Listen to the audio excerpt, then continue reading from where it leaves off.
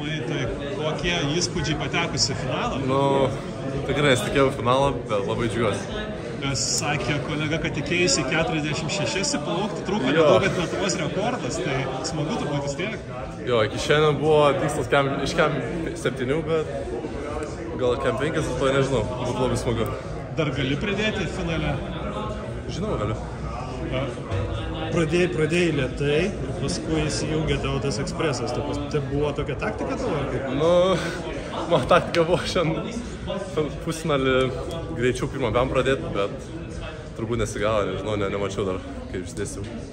Kažkokios tai mintis buvo, kad ar ten matėjai aplinkui žmonės, kad Nu, įsijungė žinau, tas kad dabar bus žymiai visi greičiau ir šalia manęs plaukiantis, tai norėjau tiesiog neatsilikti ir bandyti, nežinau, kiek galiu. Ir paaiškėjo, kad estafetės nebus, susirgo komandos narys vienas. Kiek dėl to liūdna? Labai liūdna.